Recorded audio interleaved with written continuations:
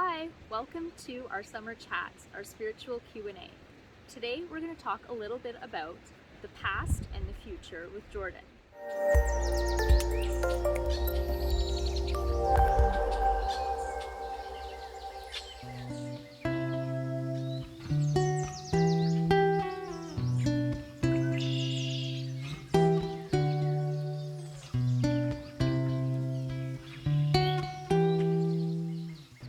So to kick it off, I'm going to ask you a question about past lives. Do you believe in them? So past life can be seen as many different things. And to answer quickly, the answer would be yes. But when you look at past life, there is different aspect to it because we have our DNA lineage that goes up. Those will be our parents, grandparents, and our family tree. Then we have the spiritual lineage. So when we speak about past life, I feel like we inherit things from both sides, one being more obvious than the other.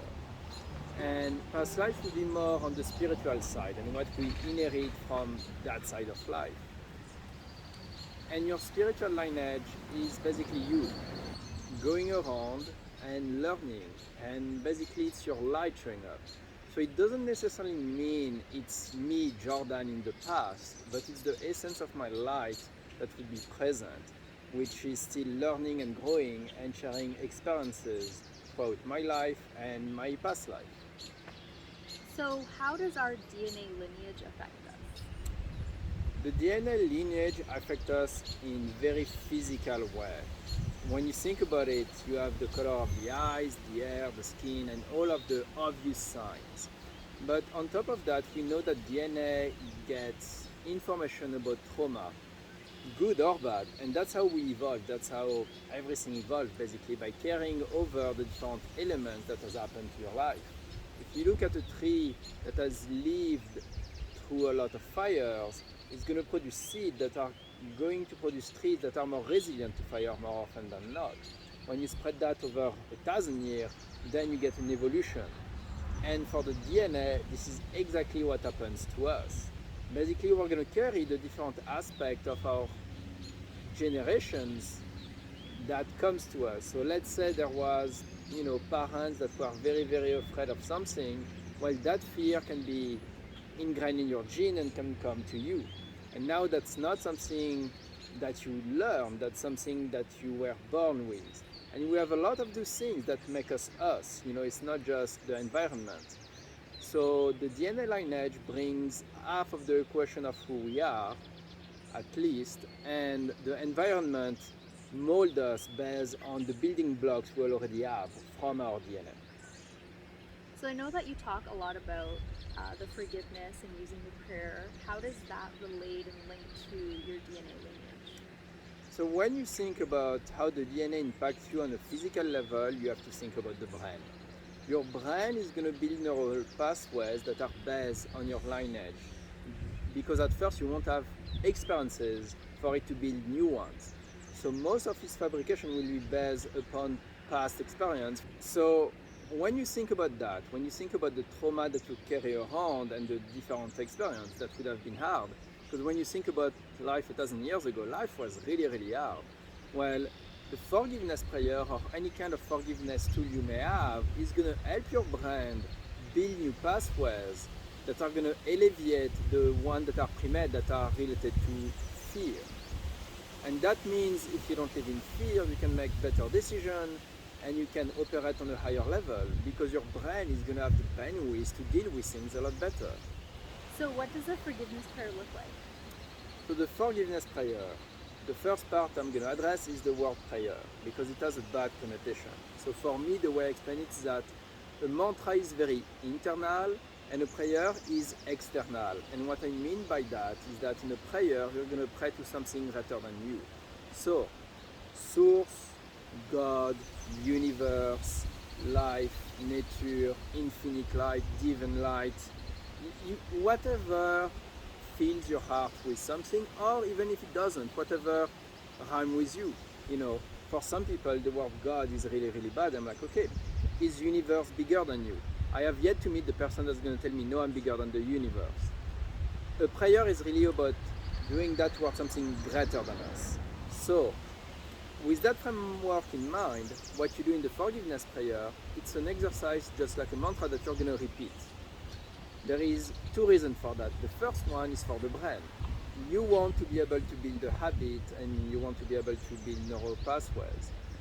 And for that reason, you're going to maybe do it 5 minutes a day for a month to start to see results. Just like anything else. If I ask you to go to the gym for 8 hours one day, you're not going to be happy.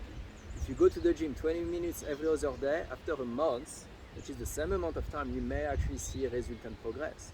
So it's the same thing. The second aspect that is very important is basically at first to say it out loud, so that you're going to engage multiple senses. The point of saying it out loud is that you want to try to find how it feels when you're working on different aspects of your life that you want to work on. And to engage your brain fully, to say it, to hear it, to have the word decode is actually really, really good for you. It really forces you to be into it. As you get used to it, you may not have to say it out loud. You can just say it in your head. Just the feeling and the sensation of it is enough. Because you've built those pathways and because you've connected to your inner being and to your inner self a bit more. Because the entire point of the prayer is to remove a lot of weight so you can connect with yourself and you can get to know yourself better. So the prayer would look like, let's use the word source. Source, please help me forgive all people forgive me. Help us all forgive one another. Please source. Thank you, Source Amen. Thank you, Source Amen. That's all there is to it.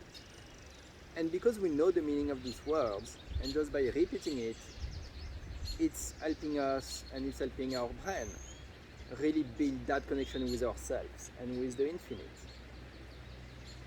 And when you think about it this way, the reason why there is like source or infinite or something is because at some point we're saying, I'm willing to receive the help, I'm willing to receive the light, I'm willing to receive more because I'm hitting my own wall. And when you hit your own wall, sometimes you need help. And help can be as simple as being outside and going for a walk, which is part of nature. Mm-hmm. So you don't have to think about it in a complex way. Sometimes it's just as simple as that. So that's what it would look like. Then you have more complex one that you learn over time. So where can you find the forgiveness prayer? I have them online and we'll put a link somewhere for you guys to find it. Okay, we'll put it below. So how does one connect to their spiritual lineage? So the spiritual lineage is basically your light and its incarnation throughout all time, past, present, and future. So to connect to it, you have to know yourself and you have to understand what drives you. And one of the important parts to understand is the aspect of you that drives you that you don't know about. So when we talk about lineage, we talk about experience from before. Mm-hmm. And to connect to that spiritual lineage, one of the questions, which is very simple, very basic, is what makes me happy, what makes me sad, what is it that I want to achieve, what is it that I want. And not in a I want more kind of way, but in a balanced kind of way. Like it's not about having $1 more and $1 more and $1 more. It's how many dollars do I need to be doing what I want, and do I even need this dollar? And when you connect to yourself, when you ask yourself the hard question about life, why am I acting the way I am? Why am I feeling this way? Whether you're happy or you're not. Because we often say, oh, how come I'm feeling that crappy? Well, maybe ask yourself, how come I'm feeling that happy? So you can actually, okay, when I do this, I feel happy. When I do that, I don't. And you can start to gauge these things. And as you get to know yourself, and as you get to do, any kind of homework, whether it's the forgiveness prayer or, yoga, meditation, any kind of modality that serves you, then you get to learn about yourself. And as you learn about yourself, you get to see more of you. And this is how you get connected to your spiritual lineage, by seeing more of you and understanding yourself better and what motivates you and drives you. So, do you believe in reincarnation? Reincarnation, yes, but not necessarily, like I mentioned before, Jordan was there before. It would be more about my light, my essence was there in another body, trying to keep learning things. And once something is learned and I've grown, when it's going to decide to come back, it's going to try to learn new things and keep growing. Because in essence, we're trying to be the best version we can be, whether we're struggling through things, whether we have brain damage and can't remember our names, or we're struggling financially, or whatever the case may be. The lessons that are there to push us to become better, even when they're very, very hard. And some of the best lessons are very, very hard. So you could never get all the experiences through one life, nor would I wish that on anyone. It would be too much. So I feel like reincarnation for your essence, for your light, for your energy, is the way to keep learning, to go back to school. And basically when you leave, that's recess. You go to have fun in the infinite. Do you think that your life has a predetermined mission or purpose? I'm not sure. I know there are lessons that are going to come for us, and I know we won't be able to avoid them. You know, it's a bit like you will find your destiny on the road to avoid it. It will show up. I think it's up to us, you know, when we speak about free will, to have free will, you need to know yourself. Because if you don't know yourself, you're just basically going with the flow of everything, and it's like being in the ocean. It can be very calm, but it can be very, very stormy. So, to know yourself is what's going to allow you to connect. To know yourself is going to help you move forward. And free will come from the fact that you know yourself and you're making the decision to the best of your ability, knowing yourself. Will this serve me or will this deserve me? I do think and I do believe we're here to learn something.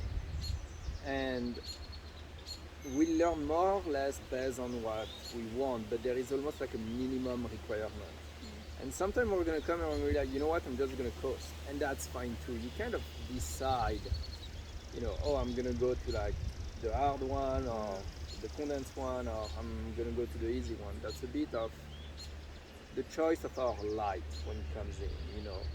And then you have life experiences, and based on the amount of work you've done, they're going to go more easily or they're going to be harder. And one of the things I find we lack when we're kids is to be taught how to forgive ourselves. Like we're taught to say please, thank you, and I'm sorry. We never taught to forgive ourselves. And forgiveness, there is two important rules that I always repeat. Forgiving yourself does not mean you did anything wrong, and forgiving someone else does not mean they're followed back into your life. And we are not taught those things, and we are not taught to do introspection, and I think these are important skills. And those are the skills we're missing to be able to grow more, and to grow faster, and to have less pain in our lives. So when we talk about the future, how much control do you have to manifest something that impacts the future? So there is a lot of exercise that exists out there about manifesting. The one that I find the most beneficial, whether it manifests things or not, I won't comment on that because that's not the part I want to focus on. Let's say I want to do something. What I'm going to focus on is how will I feel once I achieve that? What is that feeling like? Will I be happy? Will I be relieved? Will I be smiling? And whatever that feeling is, that's the feeling I'm trying to bring within me and to portray. And the entire aspect of doing that is that number one, it's going to make you feel better about yourself because you're trying to push that. And the other aspect that is interesting is that by connecting to the future you that would have achieved whatever it is you're going through, you're connecting to that one. So when you think about quantum mechanics and all those things, by connecting to it, it's almost like you're trying to steer the ship towards that, because that's what you're emanating. And in a world where we interact with everything and everything interacts with us, and time is very fluid, time is a human construct in many, many ways, to me that's the best way to do it, because you get to feel good and potentially you get to move the needle towards what you want. So that wraps it up. That's all of the questions for today in our spiritual Q&A. So we'll see you next time. That was a lot of fun. Yeah, see you next time.